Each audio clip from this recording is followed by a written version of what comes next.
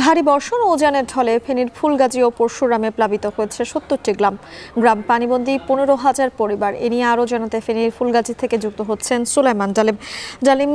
জানাবেন আসলে পানিবন্দী মানুষেরা কিভাবে প্রতিটি দিন প্রতিটি ক্ষণ পার করছেন?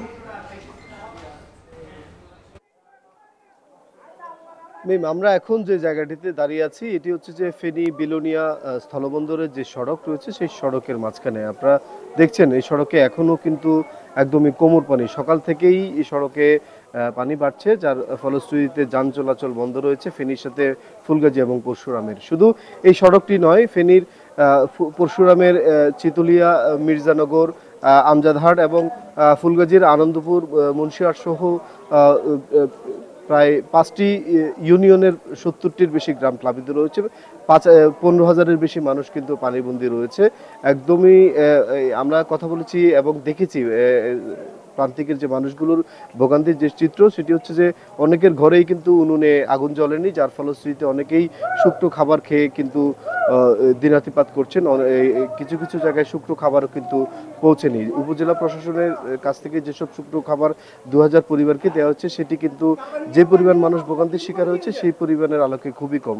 একটি কথা বলে যাচ্ছি, সেটি হচ্ছে যে ফেনীর ফুলগাজী এবং পরশুরামে এই এক মাসে কিন্তু 3 দফার বন্যার শিকার হয়েছে। গত মাসের শুরুতে একবার বন্যার শিকার হয়েছিল, আবার গত কিছুদিন আগে একটি বন্যার শিকার হয়েছিল। তখন কিন্তু ফুলগাজীর মুহুরী এবং কহুয়া নদীর 15টি স্থানে কিন্তু ভেঙেছে। সেই ভাঙার স্থান দিয়ে কিন্তু পানি ঢুকেছে, যার ফলশ্রুতিতে মানুষের ভোগান্তির শিকার হয়েছে।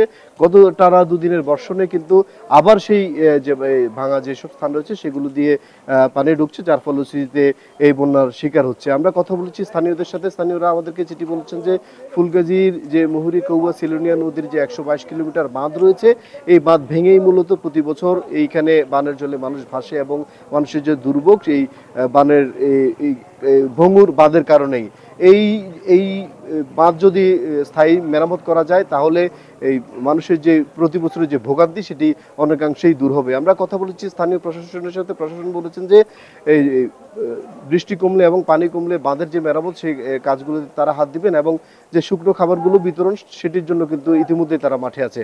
তো এই ছিল ফেনীর ফুলগাজীর এবং পরশুরামের বন্যার খবর আমার কাছে সর্বশেষ।